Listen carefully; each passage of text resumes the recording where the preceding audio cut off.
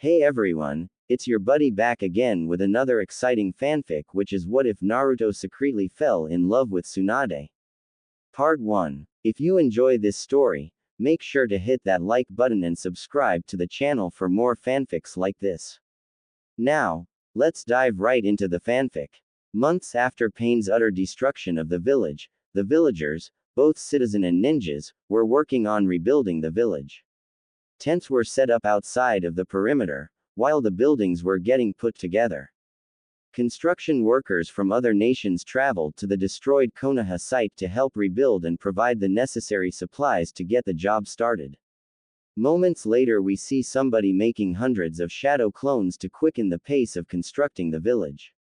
He had blonde spiky hair, tan skin, and 6 identical whisker marks on his cheeks, 3 on each. Because of his condition, his canines and nails were longer than usual, making them fangs that'll poke out of his mouth and claws. Also, the pupils in his ocean blue eyes were slitted, making it fox-like in appearance. He continued to wear his orange and black jumpsuit. When the villagers witnessed the mass creation of blonde shadow clones, they cheered for their hero, shouting things like, "Our blonde hero has finally arrived," and, "Hooray for the hero of Konoha." Some even walked up to him and asked for his autograph. Usually this would make Naruto blush in embarrassment, but after months of continuous praise it started grating on his nerves. He had things to do and these people continued to interrupt his plans. "Please people, I'm very busy. I only created the clones to lend you a hand while I was on my to do my own thing," he said, walking between the villagers thinking about just what he was going to do. After nearly going 9 tails against Pain and meeting his father face to face, he decided to search for his father's estate to collect what was his. He had thousands of clones searching all around Heian Kuni. His father mentioned something about his house being near a mountain. His clones checked the Cage Mountain already and found nothing. But also, considering his father's Hiroshin technique, the house could be anywhere in the entire continent. Hell, it could be in Iwagakure for all I know, which would be weird. He shook his thoughts away and focused on the job at hand. 3 weeks later. It was now 3 weeks later and the nations were at war. Of course Naruto wasn't told, but he still knew. After all, he has gotten smarter and more calmer. Right now he was in a giant turtle. He was given a mission to study and file some animals. So you could already tell he's pissed about that. Well, at least something good happened before he got the mission. He found the house of his father around 2 weeks ago. It was on top of a mountain, a couple of miles away from the Valley of the End. He climbed the mountain using nothing but his hands, as physical training, of course. "I could still remember how pissed I was," the blonde thought as he sat next to a tree to begin meditating for a while. Flashback 2 weeks ago. The blonde was currently climbing a mountain. His clone informed him his father's house was near the peak. He was suffering from a mild case of nostalgia, due to the house being a couple of miles away from the Valley of the End, where he had his first true fight with someone he used to consider his brother. His head peeked over the top of the mountain, and he pulled his body over the top. He was confused how someone would put a house so far up a mountain, or how they even got the supplies up here. He was currently looking over the side of the mountain. He could barely see the ground. Suddenly a bolt of lightning passed right by his ear. Some of the bolts touched his ear, causing it to become numb. He turned around to see fireballs coming at him. He swiftly dodged, using chakra to quicken his movements. He ran forward at the regular house that was firing the techniques, but it was difficult when spikes made of earth rose from the ground under him. He didn't know how, but purely on instinct he focused chakra on the bottom of his foot, until the chakra actually became solid, and stood on the spike as it rose up. He hopped from one spike to another like this, until after the 5th hop he landed on the ground. "How'd I do that?" he asked himself, before a whirlwind surrounded him. Yet again on instinct he jumped straight in the air, over the top of the small whirlwind and landed outside the whirling. He sprinted to the house after landing, and just as he got within 10 yards a force pushed down on him. The gravity was intense. It was at least 10 times as much as it was a couple of feet behind him. "Holy Kami," I'm so heavy. What the hell is wrong with this place? He looked up to see a structure of rock rising from the ground. You've got to be kidding me.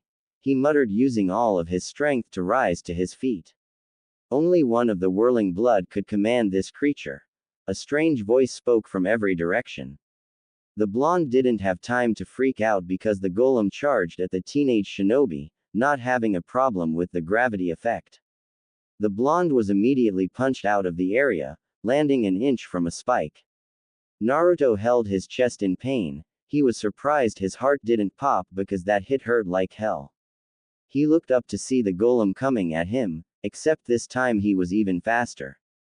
Oh, I see. Without being weighed down, the rockhead could move faster. Great. Naruto thought, rolling to the side, causing the golem to miss its punch and completely destroy the spike. Not wasting any time, Naruto dashed back to the area where he knew the gravity effect would be in place. Might as well get used to it.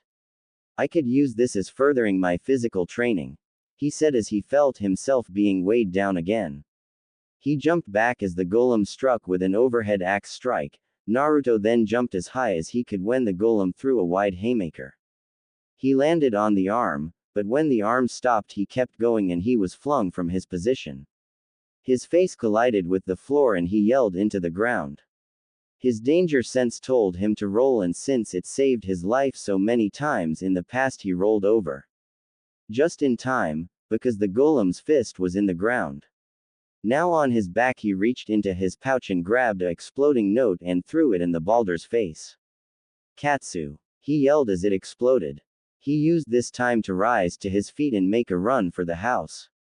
Without even going a full meter his right foot was grabbed.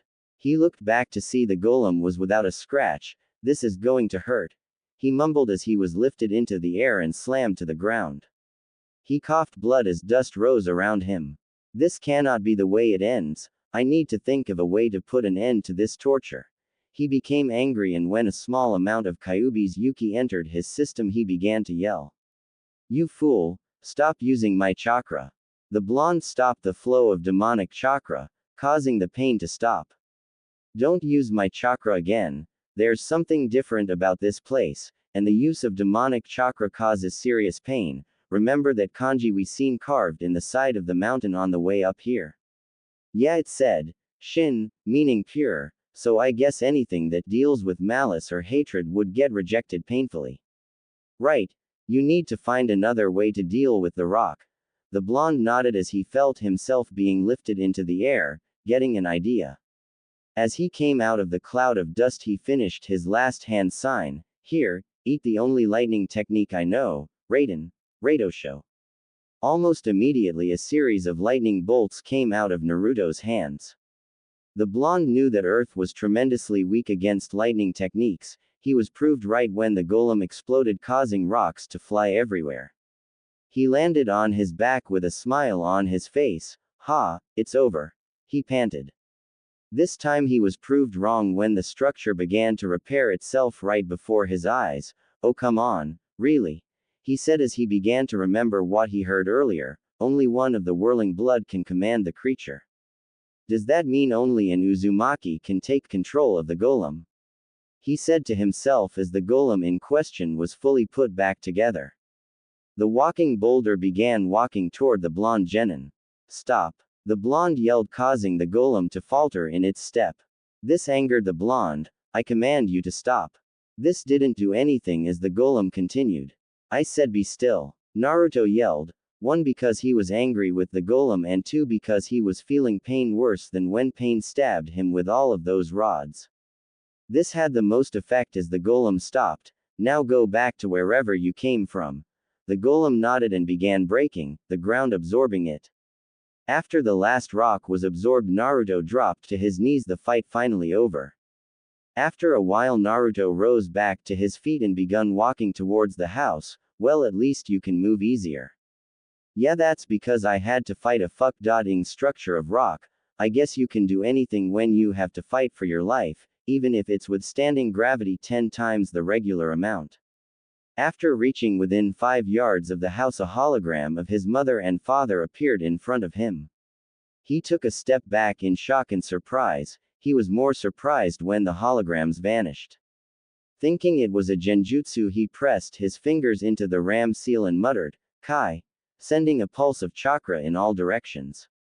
He watched shocked as places in the air became distorted and just inches around the house, telling him there was some kind of barrier around the house and also where the jutsus came from. After his revelation, he stepped forward, bringing the holograms of his parents back. "Hey son, I see you found the house and got past the golem. That's your Uzumaki blood at work there. I was a little nervous with the idea, but I can tell, you activated the lost bloodline of the Uzumaki." "Wait, bloodline? What bloodline? I have a bloodline. Unfortunately, I have no idea what the bloodline is supposed to be. All I know is that there was another with it." Kushina stopped talking. "Another Uzumaki with the bloodline, but who is it? I'm the only Uzumaki in the world, the last of my kind." "Kyubi, did you find anything different about me yet?" he asked his tenant. "Nope. Nothing at all. Sorry, Kit. Well, look at you, you sure have grown. What are you, 13? Maybe you're 14 years old. I remember when you were just born, you were so small, you could fit in my hands," the hologram of the Yondaime said, holding out his hands. Naruto grew angry as the speech progressed. It seems that he was supposed to inherit his parents' place when he turned 13. He clenched his hands into fist, his nails digging into his skin and nearly drawing blood. "So how does it feel being a genin? I see you're wearing the Konoha Hite 8 proudly." Minato finished his speech. At this point, Naruto just walked forward, his nails drawing blood. It wasn't even a second later when blood pooled inside of his hands before it seeped through his knuckles, running down his fist and dropping onto the floor. "Calm down, Kit. Weren't you on the training trip with your sensei during that time period? And besides, who in the village would even know about your family's private house? Nobody, that's who. Now calm down." Naruto had reached the door to his house, not paying attention to his hologram parents. He did calm down, after hearing his tenant.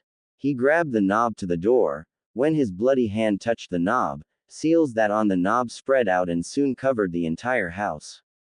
This little even also cancelled the barrier around the house and his parents' holograms. He entered the house to find that it was a regular house. It had a couple of chairs and a table in the middle of the living room. The kitchen, although spacious, didn't contain a lot of food.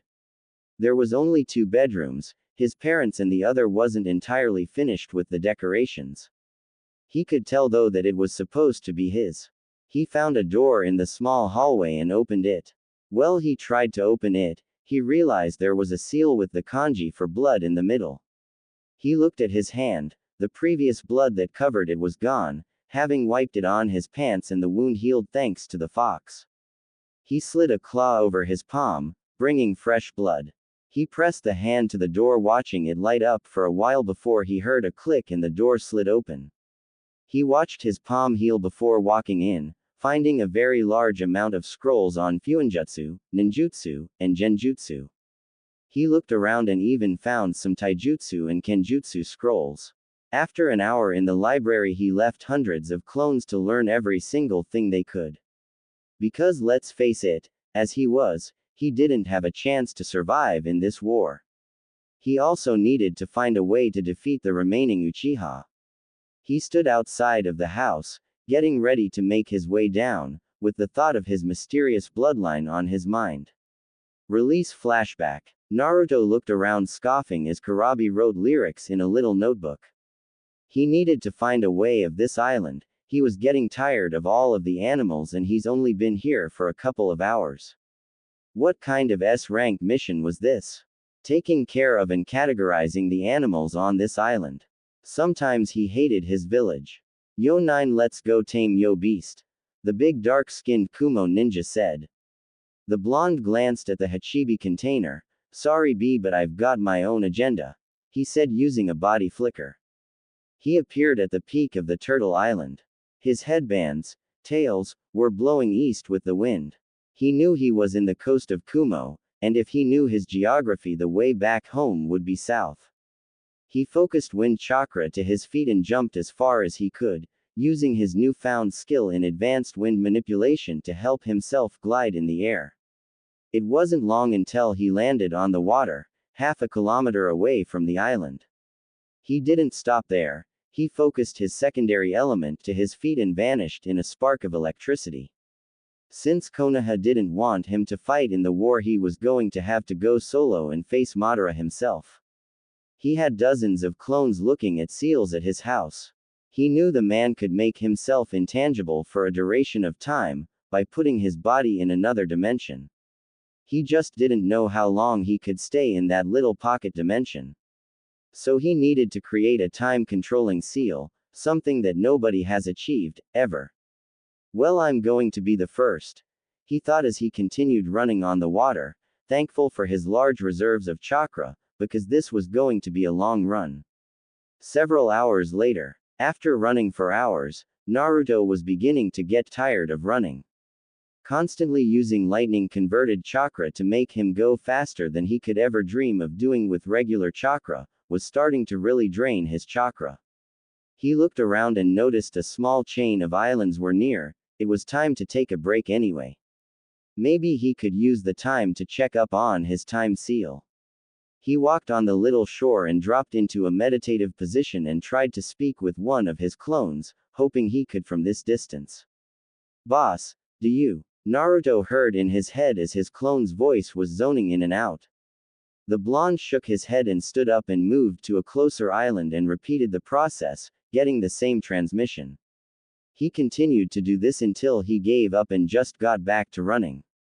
After an hour he saw a cruise ship, a boat civilians take vacations on. It was perfect as they were going the same way he was. Now he could relax and restore lost chakra. But not at the moment, as he has yet to board the ship. He stealthily jumped on the side of the ship and poked his head over the railing. The first thing he saw was a beautiful civilian teenage girl stretching before she got in the pool. She was bending over, her fingers touching her toes. She was dressed in a pink, two-piece bikini and had long luscious legs, and a firm behind. She had really long pink hair that went down to her firm SS, and that's all he could see of her. He quickly dropped his head back and fell back to the water. He was blushing and a small trail of blood went down his nose at the thought that popped into his mind, at what he could do to that girl. "I knew it deep down, that perverted sensei of yours has tainted you, now you're one of us." Ha ha ha ha ha. The blonde heard a deep voice in his head. Naruto shook his head denying the accusation and formed the ram seal. He transformed into a bird and flew on the deck. He craned his neck watching the civilians, keeping up the act of a bird to some of the people that were watching him. He flapped his wings and flew high into the sky, passing the clouds, where he dispelled the technique and quickly made shadow clones, and they all transformed into birds. The flock of cloned birds then dove towards the ship and landed in various places, with the real Naruto landing somewhere else and dispelled his disguise. He removed his Hite-8, and proceeded to take his jacket and shirt off. After he finished, he commanded his clones, via mind link, to fly to the private house, where they'll dispel their disguise and replace his other clones. All needed to complete the look of a vacationing citizen was swimming trunks. He glanced around and headed towards the lodging of the boat and looked around for some trunks. He started checking the vacant rooms, but some rooms were vacant, which made him wipe his nose. He found some trunks in a vacant room and quickly put them on after taking his pants and sandals off, sealing everything in a time seal on his arm. He only had about 2 days before the ink was used up and his stuff appeared. The trunks looked great in his opinion. They were black with an orange fiery dragon on his left leg. He looked himself in the mirror and gave a smile as he then stepped outside and began to relax. He sat at a table and a waitress walked up to him. "Hey sir, would you like a drink to help relax?" she asked him. Her dark red hair flowing with the breeze and her large C-cup braid were straining against her white and black shirt. Naruto nodded and she brought him a drink minutes later. He took a sip and relaxed, looking at all the lovely ladies around him. "Ah, I needed this little break. I wonder if B told them I was gone yet," he thought to himself. 2 days later, with the Allied cages. He did what? Tsunade of the Sannin roared in anger at Naruto's stupidity, as Kurabi calmly stood there in all seriousness. He was carrying Samahade, with the previous owner, Kisame, being dead and all. That's right, Hokage Dono, 9 just up and left. He doesn't even have his beast fully tamed yet. Without proper control he's going to be captured by Madara, the Ox Jinchuriki said. I don't doubt your accusation, Kurabi-san. We must find him before it's too late. Anbu, she yelled, and a 4-man squad of Anbu appeared in black cloaks. I want you to find and bring Uzumaki Naruto back here, where he will be given his punishment, she ordered, and Anbu nodded and vanished. The big braised Hokage turned back to her fellow cages but was stopped from speaking when Metagai entered the room with some news. Hokage-sama, that enemies are mobilizing. All 5 cages steeled their emotions at the news and started to mobilize their own troops, thus fully uniting the 5 nations. 3 days later, Naruto had been working on the seal that would help him end Madara's life, the entire time he was on the cruise. In private, of course. Which was hard with all the ladies wearing skimpy bikinis, and having water cling to their bodies. Making him and others enjoy their assets even more. He even had fun the last day of the cruise, with the same chick whose SS was in his face when he first tried to sneak on the ship. Man, was she kinky. Hey kid, how many times do you think she bit into your neck? The fox said, causing Naruto to shiver in delight after being reminded about how kinky she was. A couple times, furball. What was her name again? Naruto asked, wearing a pair of black cargo shorts and a skin-tight rust orange shirt. The seal on his arm too expired and he retrieved his scrolls and ninja equipment. This new attire was better than the last one and he wouldn't be recognized as easily. Well, he would still be recognized because of his whisker marks, but there was no way to hide them without wearing something on his face. Her name? Let's see, I think it was Mocha. Man, did that babe have some fangs? I can't believe you forgot her name. Kyuubi roared in his head in disappointment. I don't own Rosario plus Vampire, no matter how much I want to. Naruto put his weapons pouch back on his hip and sat in the grass. He created a shadow clone that drew seals on his wrist for his shurikens. Hey, in my defense, it's not my fault. With all the bloodsucing she did, I'm surprised I didn't pass out. No, I'm glad I didn't pass out, he said, getting up after the clone finished and sealed his shurikens. Why are you glad you didn't pass out? A voice said behind the blonde. Oh, this one Kai. The blonde slowly turned around to see Madara and Sasuke standing meters away from him. What the fuck are you doing here, and how long have you been standing there? Naruto said, getting ready to put his new skills to the test, dispelling the clones at his house to gain more knowledge. Madara smirked behind his mask as he glanced at Sasuke. Sasuke here couldn't wait to fight you on the battlefield. So after hunting for a couple days, well, here we are. We just caught a fox. Madara said, chuckling at his joke. Really? The 2 teens thought, glancing at the older Uchiha. Listen, old man, just let me handle this. You just stay back and don't get in my way, or I'll kill you next. Sasuke said, hopping off the tree and landed on his feet meters away from Naruto. Finally we meet again, Dobi. I hope you're at full power right now, because I sure am. The demented teen said, putting a hand on his sword. Naruto stared at his former teammate and noticed something different about him. His eyes contained more focus than rage, and his stance showed his confidence in his apparent victory. Oh, I was afraid of this. The blonde's inner Kitsune said. Afraid of what? Naruto asked, unsealing a pair of elongated blades. They were black and only one side was sharpened while the other was jagged or serrated. He didn't know how to explain it. He held them in a reverse grip and got into a relaxed, but ready stance. Do you remember Uchiha Itachi? Kyuubi asked as memories of Itachi flashed through Naruto's mind. Flashback. Naruto opened the door to the hotel, only to come face to face with a pair of fully matured Sharingan eyes. It flashed again to show Itachi's body turning into a flock of crows and flying away. Once again it flashed to show one those same crows flying right into his mouth and him swallowing it. I've given you a large amount of my power, use it wisely. The blonde was left speechless, unable to give a reply to the retreating Uchiha.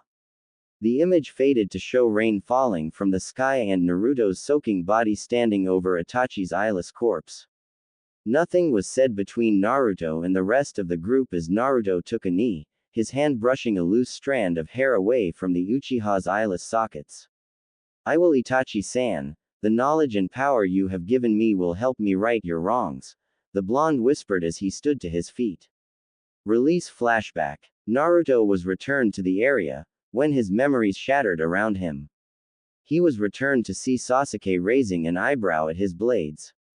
Before the Uchiha could question the blonde about his blades, Naruto spoke. So you took your brother's eyes, the blonde didn't really ask, but stated it like a statement. You reached an all-time low, Sasuke Tem. The blonde seethed as his pupils stretched horizontally and he entered sage mode. He was glad he knew how to remain completely still, in any position, thanks to his training. The younger Uchiha ignored the taunt and changed his regular Sharingan to his eternal Mangekyo Sharingan, which was a weird mix of both, his and his brother's Mangekyo Sharingans. Meanwhile, the elder Uchiha was watching from his perch on a nearby tree branch. Finally, the time has come for these two to fight. After all, it's fate that brought them together. During the pause, Naruto had continued to gather nature chakra, making the bright orange of his iris become dark orange. Then he vanished, surprising both the Uchihas at his speed. But their eternal Sharingans faintly recognized the path the sage took. Sasuke held up his Kusanagi to the left to block one of Naruto's blades. His knees buckled a little due to the power behind the strike, he was barely able to push the blonde off of him. Said blonde did a backflip and landed 3 meters away from the douchebag.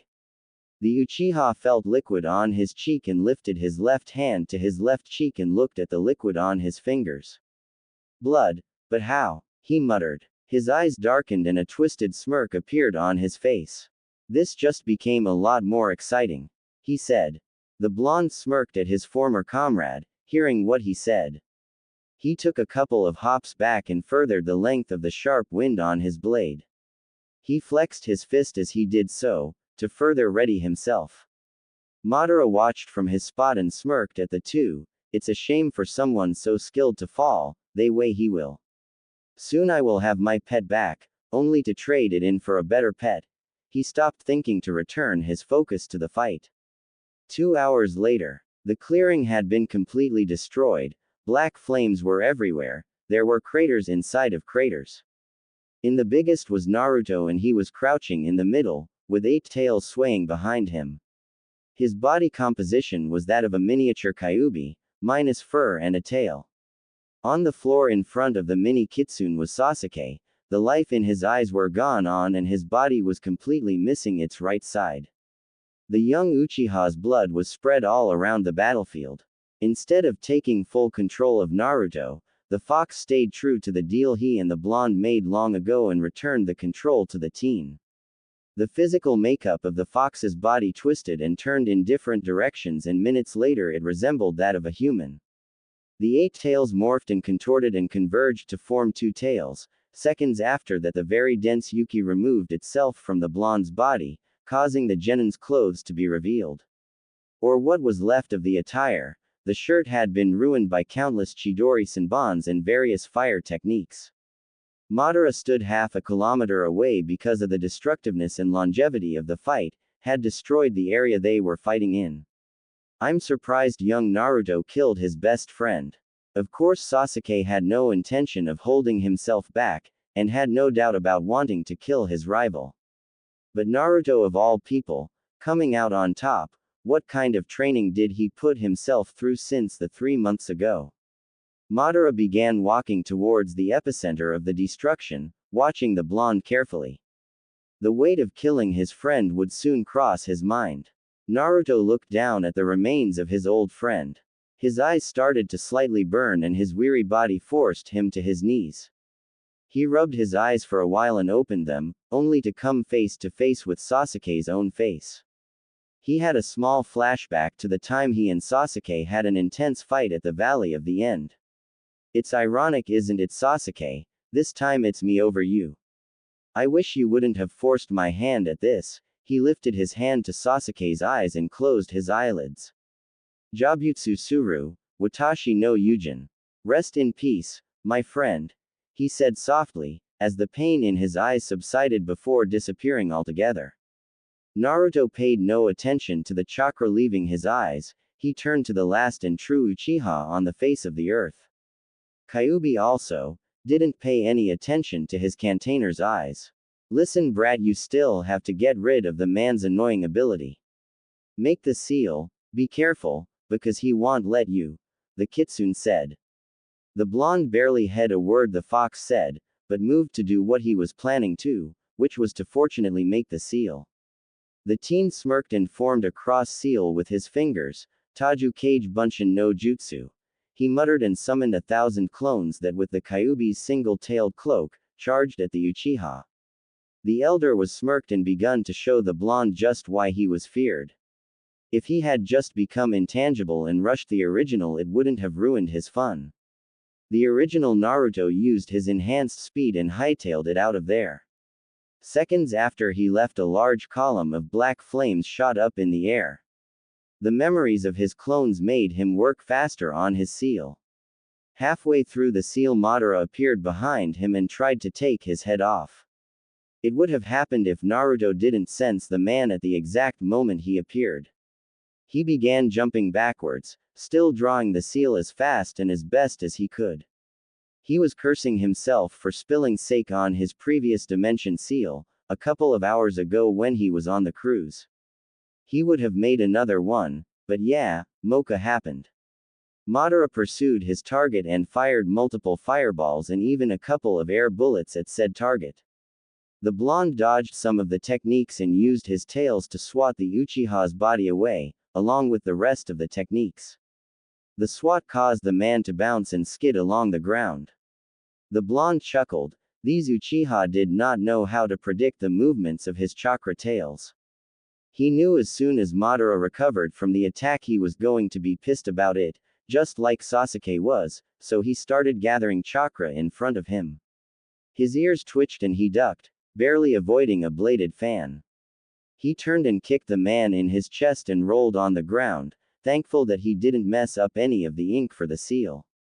He resumed gathering the chakra and before he knew it he was finished charging up. He compressed the ball of chakra and ate it. Madara got back to his feet. He wasn't Naruto to retain his reflexes even after just fighting Sasuke. Play time is over, it's time to end this little game. Naruto roared his chakra beam at the Uchiha and watched in satisfaction when the man was vaporized. He kept it up for as long as he could, just to make sure. He only had the beam up for at least a minute. He stopped the beam and dropped to his knees, dropping his paper and ink brush on the floor, where the ink began to travel along the paper. He had finished the seal, but what he didn't know was that it wasn't how it was supposed to be. Panting, he looked up to see Madara standing in the same spot, without any damage to his body. He suddenly gasped when his twin-tailed Yuki cloak dematerialized and he was left without the power of the Kyuubi in Sage mode. He grabbed the paper, not looking at it, and charged towards the Uchiha, using lightning chakra to quicken his pace. Within a meter of the man, he heard two words he didn't think he would hear again, Shinra Tensei. He was immediately pushed back by an invisible force. Now it was his turn to skid along the dirt.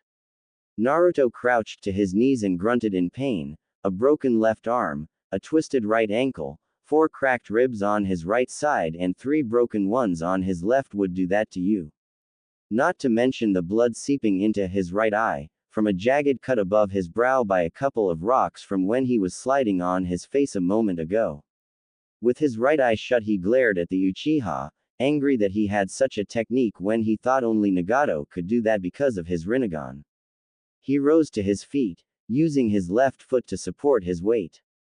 It was useless for the Kyuubi to heal his wounds, due to the amount he already used and his body couldn't take any more of it. He let a minimal amount of lightning chakra surge through his body, focusing on the injured spots to numb the pain just a bit. It still hurt like a bitch though. He slowly bent down to pick the paper back up, not caring that it was dirty because it was still going to help finish off this menace once and for all. Madara had been watching his target for the past minute, studying him. He knew that he was exhausted from Sasuke and still had the stamina to fight. After seeing the blonde get up, he had to give him some respect, and the only one he has given respect on this level was Hashirama Senju, the Shodai Hokage. Panting at the exertion his body was going through, Naruto slowly started to limp over to Madara.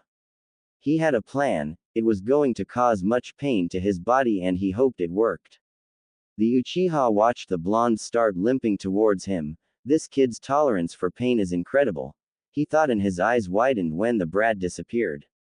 Naruto, using the power of lightning, rushed through the battlefield. He ran and thrust his arm towards the man and went right through him. Since he knew that was going to happen, he continued for a little over 5 minutes. He was extremely tired now, and knew that if he stopped he was going to drop, so he kept going with this thought in mind. He was surprised that the next time he tried to slap the seal on Madara, said man moved out the way instead of allowing the blonde to go through him. That's it, he could only keep up his intangible ability for 5 minutes before he has to recharge. Kyuubi, give me a little dose of chakra to surprise him and I could finally end this. Naruto said, running towards the Uchiha, for what he wanted to be the last time. Madara was carefully dodging the blonde now, and he was suffering from some anxiety since he was now vulnerable to his attacks. He was having a flashback to when he fought Konan, except this time he wasn't going to sacrifice his last remaining Sharingan eye to use Izanagi. If he did that, all his planning would be for naught, as he needed a Sharingan eye to cast onto the moon for his Moon Eye plan. He would have used Shinra Tensei again, but he was inexperienced in using the Rinnegan, and because of that he could only use it every 5 minutes. He was going to do it now, but became surprised when Naruto went even faster than he was already going. Naruto appeared in front of the Uchiha in half a second and charged up his seal, ready to slap it on Madara's chest. The Uchiha was surprised that instead of the seal being placed on him, a blinding flash of light occurred right in his face. He covered his eyes in pain since both his dojutsus were activated, well, his Rinnegan couldn't be deactivated. He opened them to find nobody around him. He couldn't even feel Naruto's chakra around, none of it. He looked around, not finding the blonde. After a while he became angered. Son of a bitch, I just lost the fuck. Kyuubi. Fuck. Sasuke. Fuck. Naruto. Fuck. Madara yelled. He looked at the sky. Zetsu, find him. Search everywhere. He commanded. Black Zetsu rose from the ground a meter away from him. Yes, Madara-sama. The black thing said before sinking back into the ground. The Uchiha stood around for a while longer, just seething in rage. Ah! He roared in anger, using Shinra Tensei and warping out of the area. Now the only thing in the air was a crater inside another crater. Shinobi Central Command. The 4 cages were having a war council. The Case Cage was absent due to being the commander of the army, and fighting with his own squad of shinobi. And speaking of the Case Cage, why the hell are we just sitting here? The Case Cage gets to fight with his people, why can't we fight with ours? The Raikage yelled, slamming his fist on the seal-reinforced table. For once I agree with the Raikage. We are wasting time, which is something we cannot afford, with Madara out there hunting for the lost Kyuubi. I say capitalize on the Uchiha's absence and destroy this army of white, blob things. The Tsuchikage. The Raikage and the Tsuchikage exchanged looks and nodded to each other. The Mizukage rolled her eyes. You both need to calm down. We have business to discuss and we can't do it with you two complaining every few minutes. I know you want to get out there and fight with the others, I do too, but the lil cutie is gaining war experience the longer he's out there by himself, with everyone depending on his orders, the auburn-haired female said, leaning her hand on her right palm. And what would you know about leading armies into foreign territory? If I'm correct, you gained your experience during a civil war, not to mention you've only been a cage for how long? The old man asked her. Listen, 3 of us cages have only been in the position for maybe 3 years tops due to certain circumstances. We all know you and Raikage Dono have been in this position and it far exceeds our own time in office. But that subject doesn't matter. What matters is what each of us can do to help our troops in defeating the enemy. Tsunade said, entering the argument. You know what, Hokage Dono, you're right. What we have to do as war-experienced cages, is know what our enemy is going to do next. And this is why this war council has been called. The Mizukage said, supporting her fellow female cage. The other cages grudgingly agreed and calmed down. Good, now we can begin this meeting, Tsunade said, making a few hand seals and a hologram image of the elemental nations appeared. Okay, according to our scouts, the Akatsuki base is here, she said, pointing at a country in the middle of Taki no Kuni and Ta no Kuni. We are going to mobilize our troops through his own and gather around the base. We all know these white blobs are just the infantry in the army, basically cannon fodder awaiting the slaughter. But word from our ambush squad says that the enemy has reawakened the use of Edo Tensei and has made these dead puppets even more dangerous than the ones my old teammate Orochimaru used. The specifics of just who was resurrected is a mystery, but I expect our troops to expect anybody and everybody, she said as a large cracking noise interrupted the meeting. Everyone looked at their teacups to see if it cracked. All of their eyes widened when all of them had a huge crack from top to bottom. It was a second later when the cups broke completely in half and the tea flowed out of the cups and onto the desk. They didn't pay much attention to the liquid because soon after that they all began to hear a rumble that shook the room. They looked in the middle of the desk to see a swirling ripple began to distort the air. Knowing who was appearing, they each stood up. Soon Madara appeared, he leaking from his very soul, causing the 4 cages to sweat a little at the actual weight of the intent. This ki is more heavier than the last time we fought. The Sandaime Tsuchikage mumbled under his breath. They each rose their head in confusion when they heard speaking. Where is he? The crazed Uchiha spoke menacingly. Tsunade gasped. Who? She simply said as anything else would cause her to faint. We don't know who you're talking about.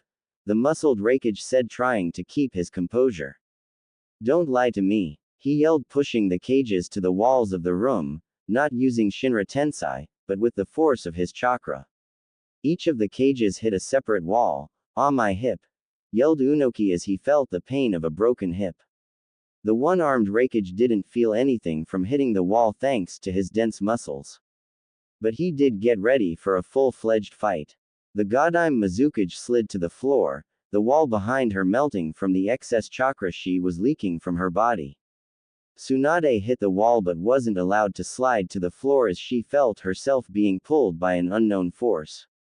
Her hazel brown eyes was met with both the Sharingan and Rinnegan eyes, which surprised her. Tell me where you hid Uzumaki Naruto. I'll leave this timeline at this point. There's no point in continuing it. Everything is now irrelevant in what I'm trying to say.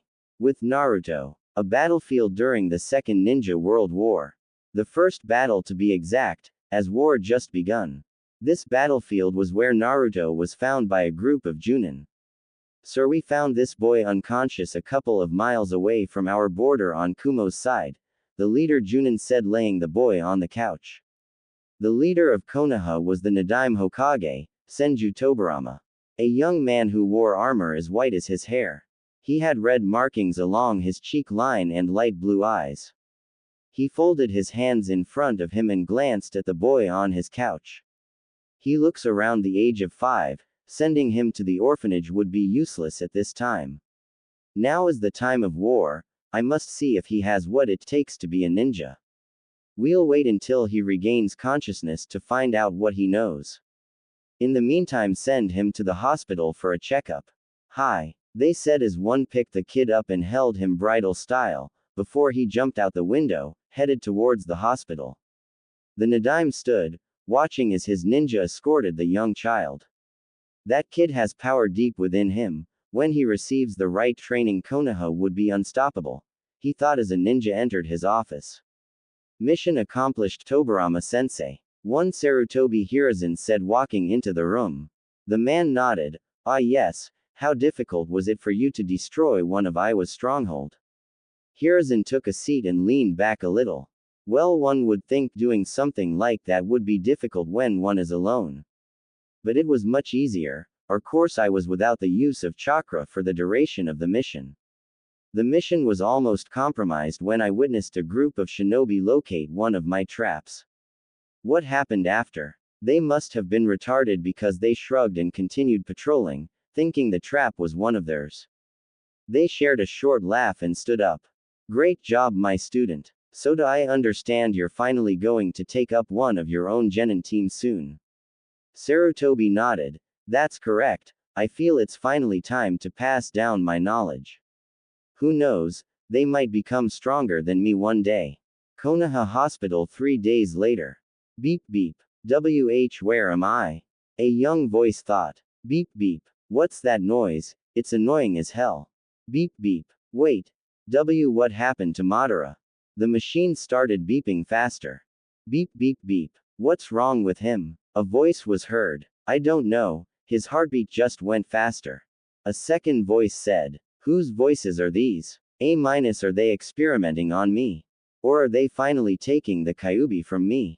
Naruto thought. Well, don't just stand there, help me. Naruto's eyes snapped open, the bright light blinding him. Don't touch me. His voice was young, but he didn't notice because it was a little hoarse. He's awake. A female nurse stammered. She has short light blue hair and light purple eyes. She wore the standard nursing outfit.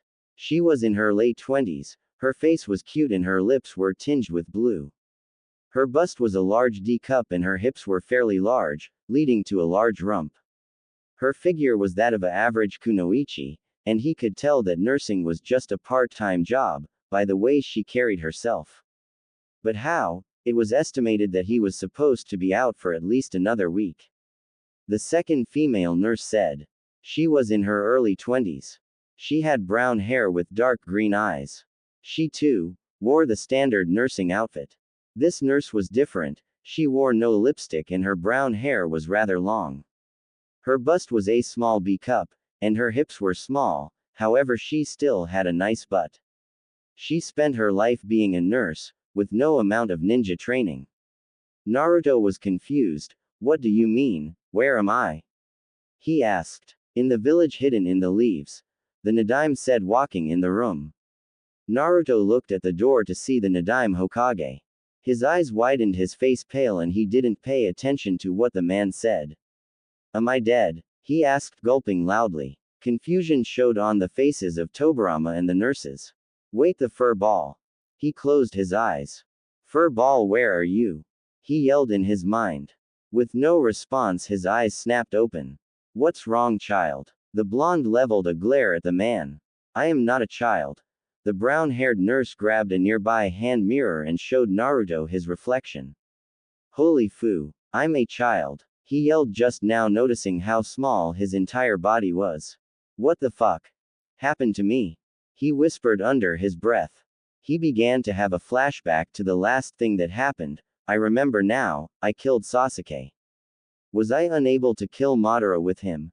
He then began to remember his friend. Sasuke, I'm sorry again for having to take your life. His eyes began to burn like the time after he killed Sasuke. The blonde began to furiously rub his eyes, causing the nurses to panic. What's wrong with your eyes, child? The purple-eyed nurse asked. They're burning, the blonde answered the question. The Senju moved closer to the boy. Show me your eyes. He spoke sternly. Naruto spent the next 2 minutes rubbing his eyes, before the pain started to lessen. He slowly began to open his eyes, causing the Hokage to reel back in shock. What's wrong? Naruto asked curiously. Your eyes. The sight of the surprised Hokage surprised the occupants in the room. My eyes. Naruto thought, terrified about what he might learn. He reached for the mirror on his lap and slowly rose it to eye level, keeping his eyes closed. After taking a deep breath, he opened his eyes. The first thing he saw in his new eyes was the ripple-like pattern effect around his pupil and a light purple iris and sclera. Ah, damn it, that explains why my eyes were hurting. I have the Rinnegan. he muttered. Naruto sat in a classroom, inside of the Academy for Ninjas in Training, a week after resting in the hospital. Of course he had been questioned by the Nadaime about where he had come from, but he feigned ignorance about his origin. Since, obviously he had no clue about how he had even got here in the first place. And what's worse, he had to attend the academy, yet again. He didn't want to go to the academy again, but Tobirama had already spoke with the sensei about his enrollment, so it was out of his power. The blonde was obviously agitated. Back in his time, history was his absolute worst subject, more so than math. And now he's back in time, so you can obviously see his dilemma. I hate history, I hate history, I hate history, he continued to say in his mind before a dim light bulb went off in his head. Wait a minute, I am history, he thought as tears came to his eyes. He fought back a sniff as the sensei walked in and began writing on the board. The blonde had met with the sensei a couple days ago, when the man had visited him in the hospital when the Hokage had first spoke to him. Of course nothing was said about his bloodline, as absolutely none of them had an idea about where it came from, excluding Naruto, who had an inkling about where it came from. Said sensei was a man, a Junin, judging by his Junin-style flak jacket. He was in his early 20s, he had black hair and a serious look on his face that wasn't worn when he met with Naruto. My name is Uchu Ryoko. As you know, we are at war with two of the 5 great nations, consisting of both Iwagakure and Kumogakure and a couple of small insignificant villages. We have our newest ally Tsunade to help us, but the tide in this war could easily be shifted when Mizugakure gets forced into the conflict. Whatever side they join would have the upper hand in this war. But fear not, for we are in the village of Konoha, and if we survived the last war we can definitely survive this one, he said, his face softening up as he pumped his fist in the air. The students responded in kind and pumped their own little fists. Even Naruto pumped his fist, his national pride not wavering with the time travel. Now let's begin with introductions, starting with you. Ryoko said, pointing at Naruto. You didn't tell me your name when we met in the hospital, but now, he said smirking, introduce yourself. The blonde stood to his feet. Hello fellow classmates, my name is Uzumaki Naruto.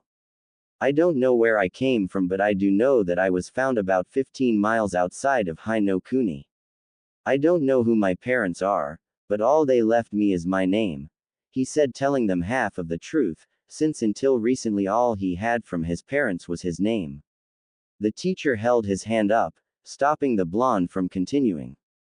That's enough, child, all I wanted was your name, he said, studying him as if he had heard that name from somewhere. It was at the tip of his tongue, but he couldn't remember. He dropped the issue and focused on the class as a whole. Now, as this is a new batch of students, I would like each of you to stand and tell me your name, he said, pointing to the first student. Naruto began sitting down. He looked around the room, before he noticed a blonde girl staring at him. She looked oddly familiar as his blue eyes bore into recognizable hazel eyes. He turned his head and looked out the window. Listening to the students begin to tell their names caused his mind to drift. When that happened, he began to think about his possession of the Rinnegan and the disappearance of the Kyuubi. He remembered reading his mother's journal. It said that this ancient bloodline only came to the most unique of the Uzumaki clan. But Nagato had it. Did that mean that he was an Uzumaki? And what exactly happened to the Kyuubi? Naruto thought as his ears picked up the calling of another student. My name is Senju Tsunade, she simply said as she sat back down. Naruto focused on the class, and there she was, the same girl that he had shared a short staring contest with. Now that he got a second look, he could completely recognize her. She was a young, really young version of Tsunade. She had the same light blonde hair, except it was short and in a small single ponytail. She was wearing a gray shirt that didn't contain any assets, unlike the one she wears when she gets older, that contains just about the biggest pair of marshmallows known to man. Her hazel eyes were filled with both the love of living with her parents and her grand uncle, who was the Nadaime, and confusion about the blonde across the room. Her pants were dark green and she wore basic ninja sandals. When he began to feel amazed by her young looks, he shook his head and forced himself not to slap himself. Of course she was young, she was only 5 years old. She really did look like a complete contrast of the Tsunade he knew and loved. But now presented with the opportunity to witness the growth of Tsunade was making him not regret coming back in time. He shook his head again. Stop thinking about your surrogate mother like that, he said in his mind. But this opportunity is the best that ever happened, maybe now she could become more than a mother. He thought again as his inner pervert began fighting his outer righteousness. He stopped his inner battle when he heard Jiraiya introduce himself. He looked the same, kind of. The only difference was the red marks on his cheeks were non-existent. He also doubted the kid was a lecher like his older self. Ero Sennin, Naruto thought, keeping tears from falling from his eyes as he looked at his sensei. And then it was Orochimaru. Either Naruto's mind was playing tricks on him or did Orochimaru actually look kind in appearance. And the polite way he introduced himself was way too sophisticated. The blonde scowled, thinking it was a trick as Orochimaru could never be nice. The scowl left his face only for it to be replaced with a temporary surprised visage at seeing the legendary Sannin so young and weak, at the moment. This just added to the proof that he somehow traveled back in time. It wasn't Madara's doing, as he didn't specialize in time but dimensions. Wait, does his time-space ninjutsu count? Naruto thought offhandedly. Alright class, that's enough for today. I expect you here tomorrow for a much longer day, when I will begin your training, he said, seeing some of his students groan in displeasure. Now, none of that. This war demands more ninjas to fight our adversaries, and that's where I come in. I'm here to whip you children into battle-ready ninjas, he said, dismissing the class, his students looking forward to enjoying their last peaceful day. Naruto walked out of the class with a thoughtful look on his face. His inner furball hadn't said a single thing or even made a single noise since he came to this time. Hey furball, are you in there? The blonde yelled in his mind. No answer, just like the other times. Maybe he needed to go into his mindscape and confront the giant manifestation of chakra. But now wasn't the time to worry about the fox, now was the time to find a place of residence, since he couldn't stay in the hospital forever, no matter how nice the nurses were. He headed to the only place where said residence was going to be given to him at his age. Naruto appeared at the Hokage Tower, realizing that with the memory, his skills also remained. The blonde was beyond ecstatic. He didn't have to worry about staying in the academy, if he already had the same skills that prevented him from losing the fight against Sasuke and lasting as long as he did against Madara. That made him think about the past as he walked into the building. No, not the past, the future, but also his past, or future. Naruto shook his head of the confusing thoughts and walked into the office with a beastly grin. Hey old man. Tobirama looked at Naruto with a shocked look on his face. The other occupant in the room chuckled at the greeting. It seems he's more exuberant than you led on, Tobirama-sensei. The young sage looked at the other occupant to see a far younger version of the grandfather figure in his past life. Gigi, he thought, keeping the grin on his face and preventing tears from falling to the floor. Naruto-kun, what have I told you about calling me that? I'm not even old. Tobirama said, resting his chin on one of his hands. Naruto smiled at seeing both of his Gigis. Well, compared to my age, you're pretty old, he said, smiling wider. We do have about a 25 gap in our ages, unless you're not 30 like you told me, he said, slightly bouncing on the balls of his feet. Hiruzen looked at the young sage in slight amazement. Are you sure you're only 5? He said, chuckling at his own question. Oh, you have no idea. Naruto thought, smiling even wider in that was possible. Tobirama let out a big sigh. Forget about what his age could be. Ooh, where are my manners? Naruto, this Sarutobi Hiruzen, me and my brother have taught him everything he knows. Hiruzen, this is Uzumaki Naruto-kun, the child I told you about. Sarutobi looked at Naruto in thought. Naruto-kun, do you know anything about Uzumaki Mito? He asked, getting a confused look out of the blonde. Never mind, Naruto-kun. Forget I asked you. He said, leaning back into his chair, keeping his other question out of his mind since it wasn't his business. Tobirama could see that the child didn't have an idea about anybody from his own clan, so he decided to change the subject. So Naruto-kun, what are you doing here? The blonde looked at the cage. I don't have a place to stay. I came here to ask for an apartment for myself. The two adults looked at Naruto before sharing a look. After a short second they began to laugh. This irritated Naruto for obvious reasons. Why are you laughing? This isn't funny. He yelled with his Rinnegan blazing to life, radiating in anger, and a weird and dangerous silvery aura surrounded Naruto. The current and future cages stopped their laughter when they literally seen the misty aura appear around the oblivious blonde. Calm down, Naruto-kun. We just find it amusing that a child your age wants to live by themselves, and sort of awkward. Now you're not staying by yourself, the Nadaime said. The Rinnegan and the aura disappeared as Naruto let out a nervous chuckle. Yeah, that is awkward, isn't it? He said, rubbing the back of his head in embarrassment. But, where else can I stay other th? He stopped when he noticed the cage's smile was getting bigger the more he said. You're not thinking what I think you're thinking, are you? After a nod of the cage's head, the blonde shook his. No disrespect, Hokage-sama, but I decline your offer, the blonde said, crossing his arms. Tobirama smirked at the blonde. Nonsense, I've already completed the paperwork. All I need is your signature, he said, opening his drawer and taking out a piece of paper. Here you go, just sign at the X's, he said, giving Naruto a pen. I still decline. I don't want to impose on you and your family, he said, leaving the paper in front of him. You're not, it's only me, my nephew and his wife and my grandniece, he said, smiling softly. You mean, he said before the door behind him opened and a young Tsunade ran to her uncle.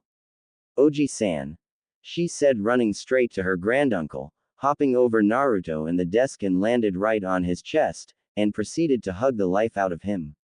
Oomph, he grunted as Tsunade landed on his chest.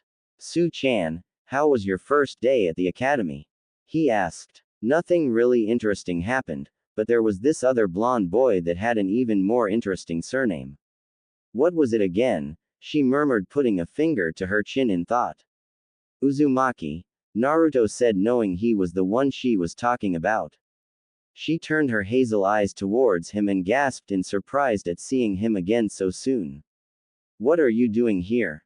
She asked, turning her body to sit on her granduncle's lap. Naruto began to sit up slowly, remembering the temper Tsunade had from his time, and wondered, no hope it didn't come to the surface now. Well, you see, there's a funny story about that, he said, looking at Tobirama, silently asking for help. Really, a funny story? Can I hear? She asked, oblivious about his odd behavior. Well, you see, Tsunade-chan, Naruto-kun here is going to be staying with us, the Hokage said. Why? She screamed. I didn't actually sign the paper yet, Tsunade-san, the blonde boy said. Well, good, don't. It's not that easy, Su-chan. I want Naruto-kun to live with a family and I don't like you being too lonely in the house. Tobirama said. I'm not alone, I have two-san and Ka-chan, she whined. And plus he could live with Mito-san, she's an Uzumaki, she said, looking at her granduncle. That's a negative, Su-chan. Naruto here doesn't know about Mito-san or his clan, he explained. Hiruzen had been watching the scene and knew he had to think of something before things got out of hand, and soon he got an idea. How about I take Naruto-kun into my house? Interrupting the small argument between granduncle and grandniece. All eyes turned to Sarutobi. Really, Sarutobi-san? Naruto said, hoping his old grandfather figure was serious about his offer. He nodded. Sure, just because I'm 20 doesn't mean I don't know how to take care of a kid. Plus, after the death of mother and father in the last war, I can sympathize with the little blonde, he said, leaning over to rub Naruto's head. Said blonde squirmed out from under the man's hand and smiled at Tobirama. I agree with that idea, can I please? He pleaded at the Nadaime, with Tsunade joining in. The Nadaime closed his eyes and shook his head. This caused the blondes to look at each other and nod. When the Nadaime opened his eyes, two puppy dog-eyed jutsus were upon him. One pair of teary hazel eyes and one pair of ocean blue eyes. Oh no, my only weakness, he thought before he dropped his head and sighed in defeat. The two blondes cheered and would have high-fived, but they were too far apart from each other. Sarutobi chuckled, thinking back to how this playful blonde was not even 10 minutes ago. Such a strong aura and that odd dujutsu of his, I must find out more about it, he thought, watching as Tobarama made a new document and they all signed it. XXX The streets of Konoha XXX. The happy young sage was walking through the village with Sarutobi at his side. He was even more amazed at all the people walking in the village, since this was obviously before the Second and Third Wars and the Kyuubi reduced the population.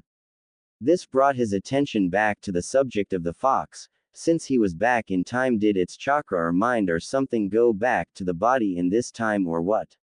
When are we going to get to your house? He asked, looking at Sarutobi.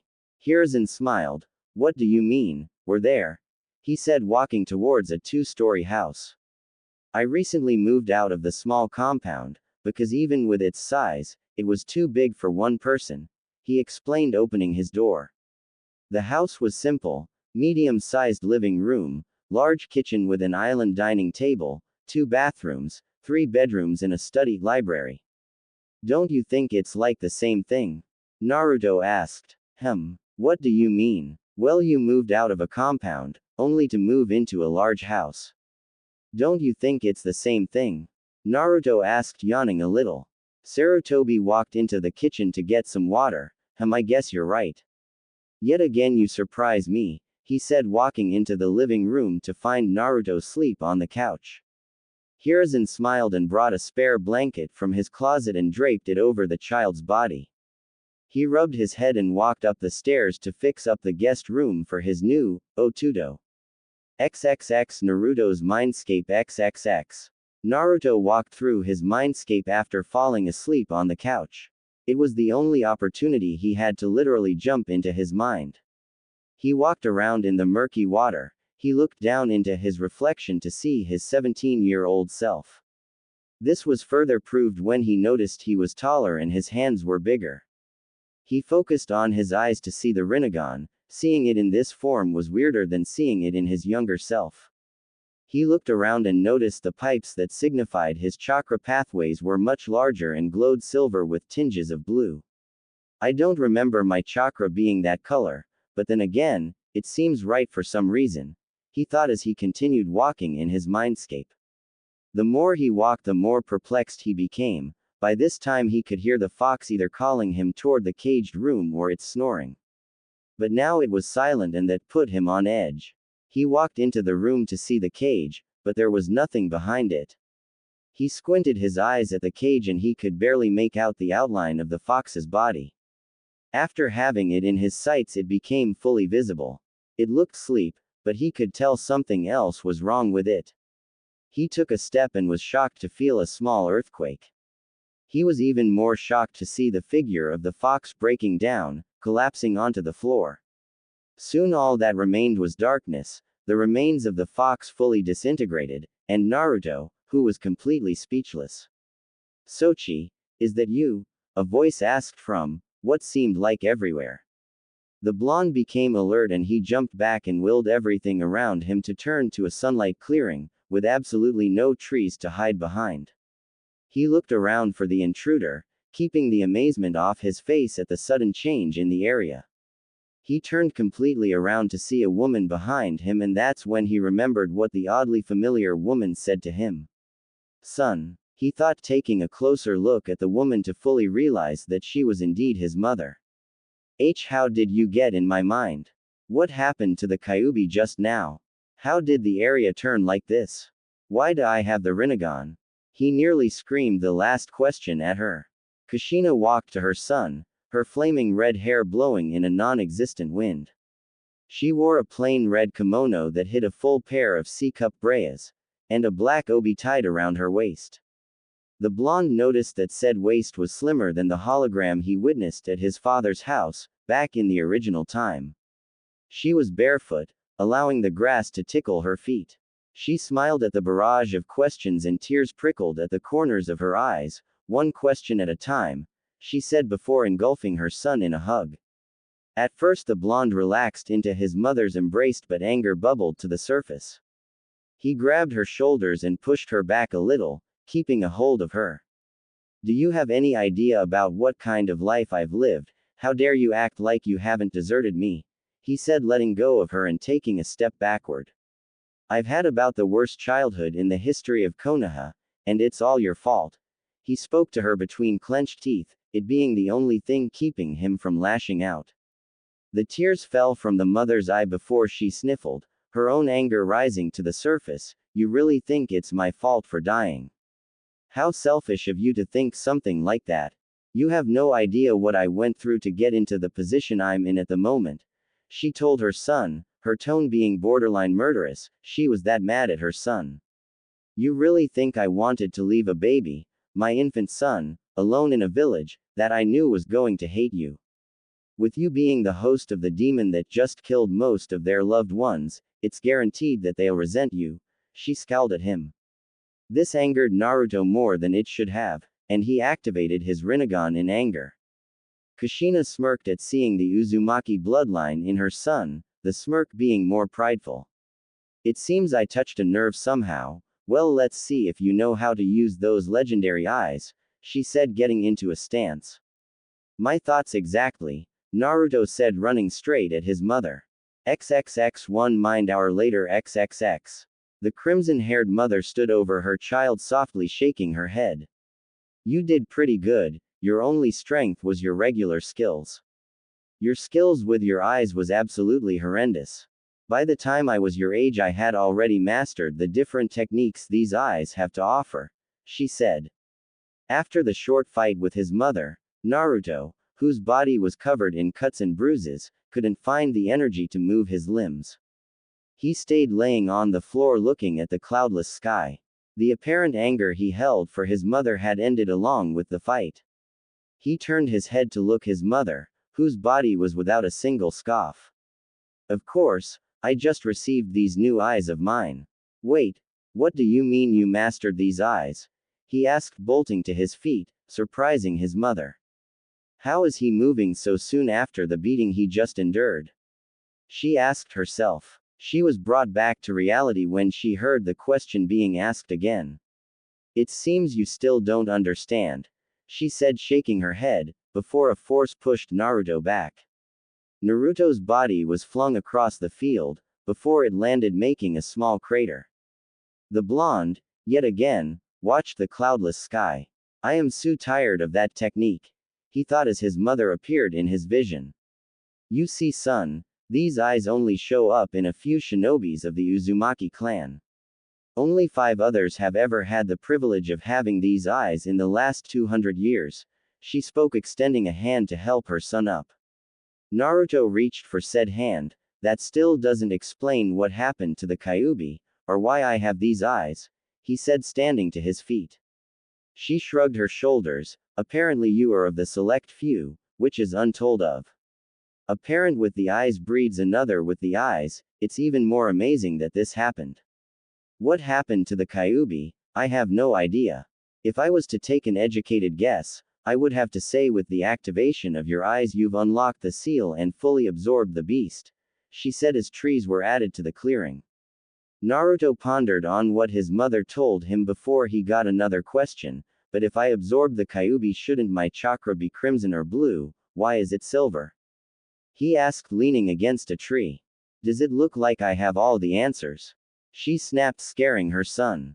She covered her mouth and blushed in embarrassment. Sorry, short fuse. The blonde sighed as he shook his head. That's my mother, all right. He thought, remembering his own short fuse, until he thought of something. Wait, since I'm back in time, am I still your son or what? He asked, getting a confused look out of her. I never wondered about. Technically you'll be older than me by the time I have you, that is if you don't change history or anything, she said, mumbling the last part. Well, still does it look lick? Yeah, he said, interrupting her with a wave of his hand. Okay, I have a question you can answer. Two actually. What are you doing in my mind and just what did you do to get here? He asked, crossing his arms. Kushina crossed her own arms under her braias. The reason I'm in your mind is to teach you how to use your Rinnegan. Exactly how I got here is a story for another day, she said, chuckling at the look Naruto gave her. Now is the time for your mind to rest along with your body. I'll see you again, my son, she said as Naruto faded from view. XXX real world the next day XXX. Naruto woke up with a yawn, forgetting about the trip to his mind, as the scent of bacon and eggs invaded his nostrils. He looked around and found himself inside of a plain-looking room, laying in a bed far bigger than his body. He looked down to see that he was in the same attire from yesterday. He got out of the bed to notice a pair of dark gray training sweats and a tight and sleeveless light gray shirt. His stomach growled and he promptly took a quick bath and changed into the gray clothing.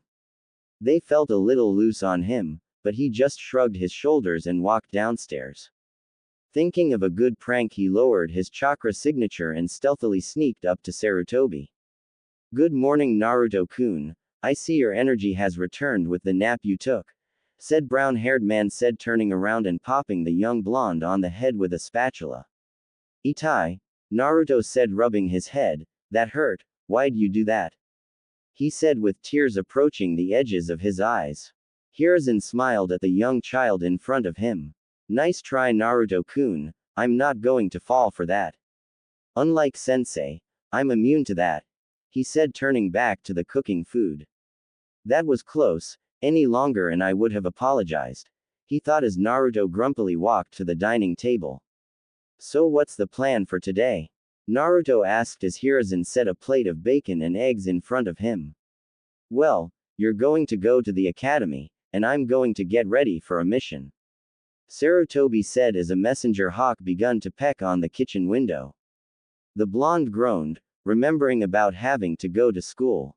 He quickly ate his breakfast and exited the house.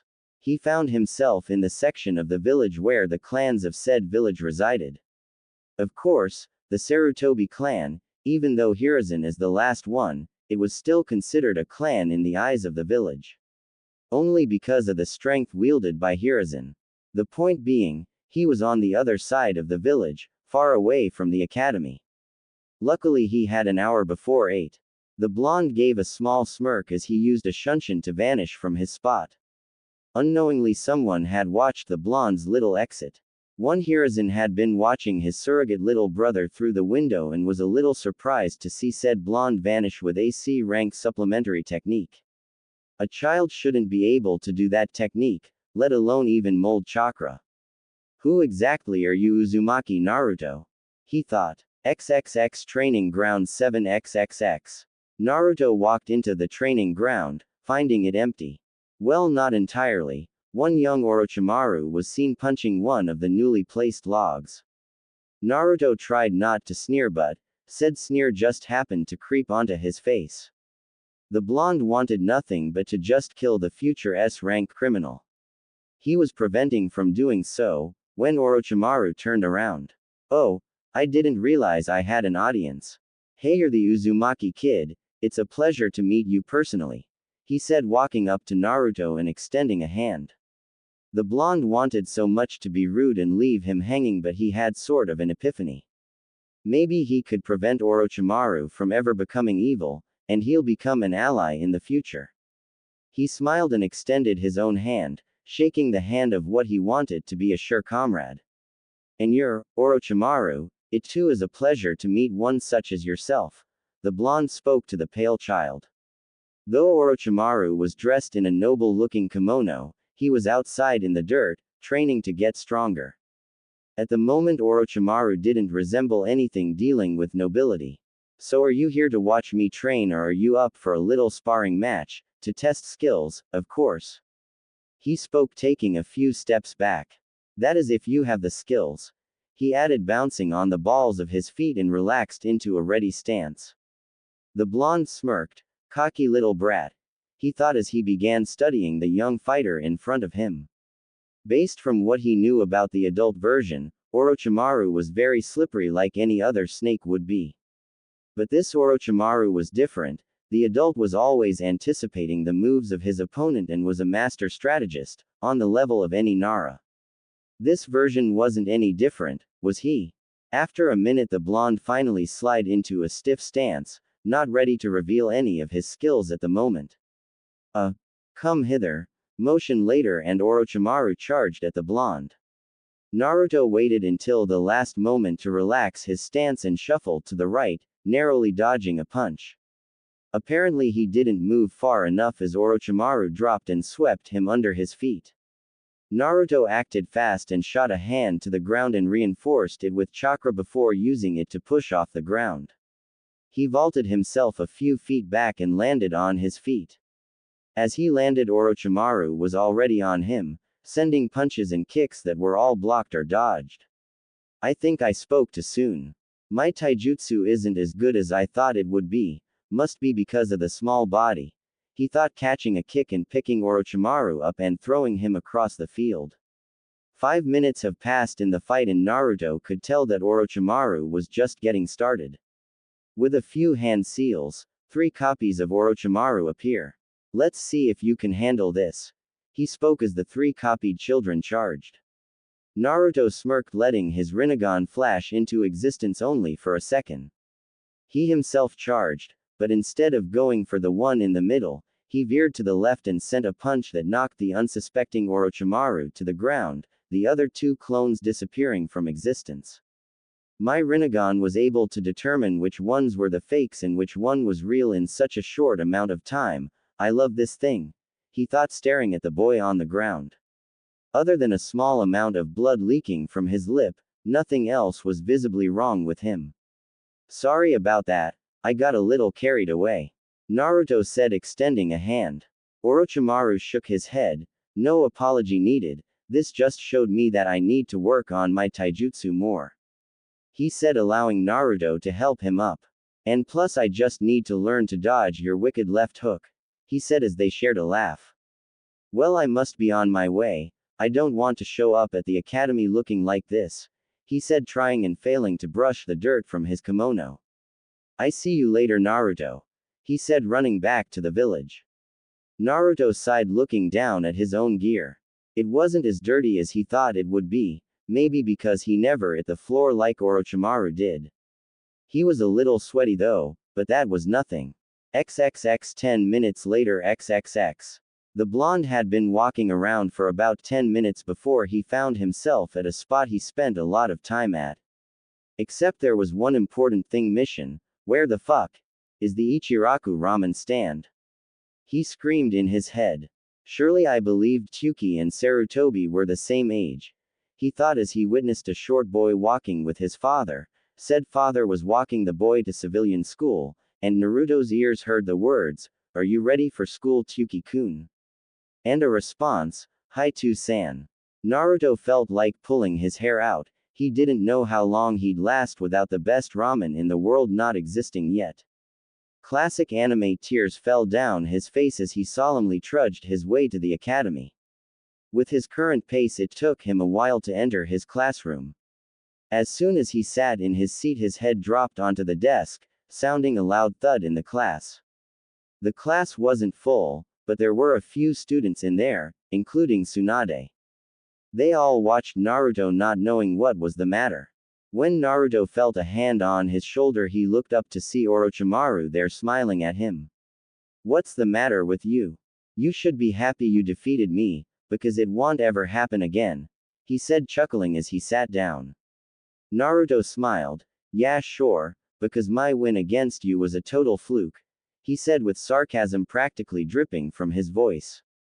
Orochimaru smirked. "You damn rig, wait," he said, his smirk dropping from his face as everyone heard a loud noise.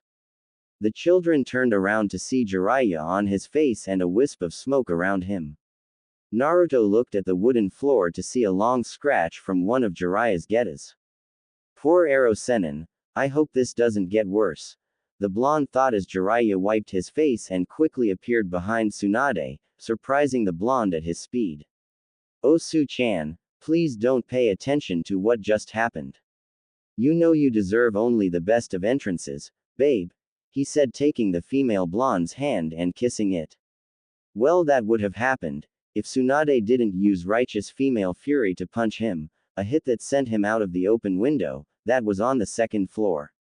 I don't even know you, lecher, she said, rising a fist at the open window.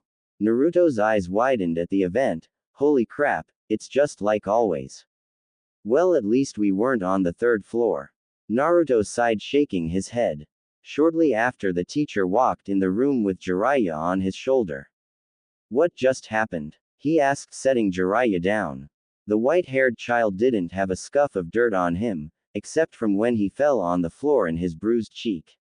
Sensei must have caught him. Everyone thought the same thing. Well, long story short, the Dobi was being a pervert, Orochimaru said. Naruto cringed a little at hearing that word. What do you mean? The year just started. Orochimaru shrugged his shoulders. Be that as it may, I could already tell he's going to be dead last this year. Naruto shook his head. You never know, a dead last could become a Hokage if he has the proper training, he said, knowing not to affect what happens to Jiraiya's training, due to him becoming a cage-level ninja in the future. Really? You think I can become that strong? Jiraiya asked with hope in his eyes. Naruto looked at Jiraiya, staring into his eyes, and recognized the look. The need for positive assurance, the look of determination, and a hint of hope. The blonde remembered that Jiraiya was an orphan as well and needed this boost of self-esteem. With a nod of the blonde's head, Jiraiya smiled brightly and looked at his sensei. I'm ready for whatever you throw at me, he said confidently. Ryoko's eyes went from Jiraiya to Naruto's. To think he had that kind of ability to bring anybody's self-confidence to the surface. A true morale booster, possibly leadership material. He smiled as he turned around and walked to the front of the class. Excellent, I shall begin your training now. Trust me, you'll stop hating me when it's finished, he said vaguely as all the students took a loud gulp. Oh please, how bad can it be? It's going to be a piece of cake. Naruto unknowingly thought out loud. It was too late as he realized his mistake. Ryoko smirked. Oh really? He said, chuckling darkly. XXX 1 year later XXX. Currently the blonde was evading the strikes of 3 students, Tsunade, Jiraiya, and Orochimaru. Each of the students were wearing dark gray training pants. Naruto was wearing a very dark orange shirt, Tsunade was wearing a dark green blouse, Jiraiya was wearing a dark red shirt, and Orochimaru was wearing dark blue shirt. Of course the colors had a purpose as Naruto dodged another strike and kicked Jiraiya in the stomach. Red! Ryoko yelled. The male blonde released a small sigh of release as he charged at Jiraiya, along with the rest of the participants. Tsunade was the first to approach Jiraiya, sending a punch his way. In desperation for his life, Jiraiya quickly formed a seal before the fist connected with his face. A wooden log replaced the white-haired child. A large dent with multiple cracks appeared on the dense log from Tsunade's punch. Jiraiya appeared in the air behind Orochimaru, kicking at his head. Said child used his snake-like ability and ducked his head under the approaching leg and twisted his body around and grabbed the other foot and slammed Jiraiya to the floor. Sadly for Orochimaru, the body vanished into another log. He couldn't react in time to dodge the next punch. Fortunately he was protected by Naruto, who caught the punch that would have connected with Orochimaru's head. Amazing job protecting your teammate. The male blonde heard his teacher yell from the sidelines. Naruto didn't have time to congratulate himself on the praise as Jiraiya tossed him over his shoulder and quickly swept Orochimaru's feet from under him. Tsunade, who was about to punch Jiraiya, stopped as she heard her sensei yelled, "Blue." This time it was Orochimaru's turn to evade his classmates. He quickly pushed himself off the ground and formed the ram seal. Shortly after 8 clones appeared around him. Which one is the real me? He said. Jiraiya and Tsunade each turned to Naruto, who always could see through these kinds of tricks. They were surprised to not see him in their sights. Currently Naruto was in the air, having used chakra to rocket himself into the air to prevent any of them from seeing his eyes. He smirked. Just because they're not regular clones doesn't mean you could evade my eyes, he said, softly deactivating his Rinnegan, which he had extreme training for. Attack the one on the far right, he yelled to his teammates as he dropped on the far left and began destroying the Earth clones, with his hands encased in electricity. The sensei Ryoko stood from the sidelines with a proud smile on his face as he watched his absolute best students training in this team exercise. I don't need to explain the exercise, do I? It was obvious that these students mostly benefited from his intense training, the others didn't stay that long after the amount of injuries they sustained. It truly is a shame, he thought, looking at his other students. None of them were special like the four on the training field. They didn't have the mindset to go into the battlefield, and truly, they're not entirely battle ready at the moment. They're only children after all, but these four are something else entirely, he thought, returning his gaze to the training field. Green, he yelled, seeing Tsunade not become on the defensive. After 5 more minutes of Tsunade defending herself and evading every possible hit, Ryoko ended the training. Excellent, truly amazing, you four are truly my greatest pupils, he said, chuckling. Now for evaluations, Tsunade. Being a girl, I wanted to lighten your training a bit, but I'm glad you forced me not to. You truly are reaping the benefits of my training. Jiraiya, that booster in the beginning of the year was just what you needed to rise up from being a loser in the eyes of your classmates. Orochimaru, a genius in the eyes of many, a prodigy in the eyes of the rest, a true ninja of the era.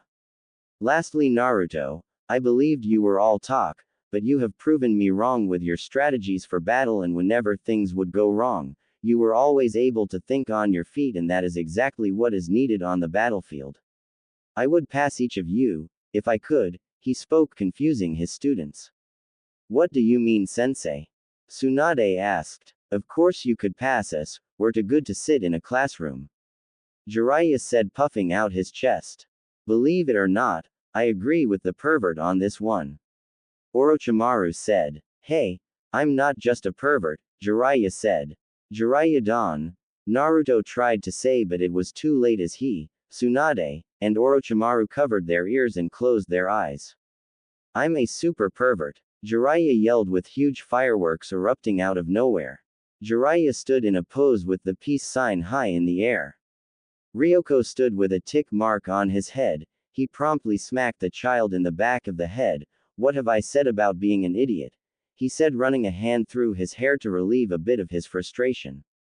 He let out a huge sigh. Like I was saying, I can't graduate all four of you unless you pass the graduation test in a few years. Also, never in history has there been a 5-man cell, so you four won't be able to be together anyway, he said. Oh, I beg to differ. A voice was heard. Hokage-sama, Ryoko said once he turned around to see whoever disturbed his class. What are you doing here, Hokage-sama? He asked. The Nadime and Sarutobi were seen walking up to the small group. Oh, I was just in the neighborhood and wanted to check on my grandniece and her friends, when I heard what he said, stopping in front of said girl to rub her head. What exactly does that mean? Naruto said softly, smiling, noticing the twinkle in his Ni-san's eyes. It means that I have decided to take all four of you as my students. Congratulations, you four will become legends. Hiruzen said, crossing his arms as Naruto cheered, taking his dark orange shirt off and tossed it in the air, before running at the professor. The shirt thudded to the ground with a loud thud. This didn't surprise the class, but it did surprise Ryoko. Wait, Naruto, how much does your shirt weigh? Said Tsunade said, walking up to said shirt. The male blonde inwardly cussed himself out for forgetting, 15 pounds like everybody else's, he said. Ryoko stared into Naruto's eyes. You're lying to me, he simply said, picking up the shirt. Now tell me. Naruto mumbled the answer. Excuse me? Ryoko asked. I said 55. The sensei shook his head. Do you understand how reckless that is? You could have injured yourself beyond repair with that much weight, weighing down your small body, he said.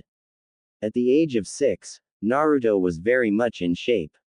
His body was very lean and muscular, with a little fat, from the large amounts of food he eats to keep his energy.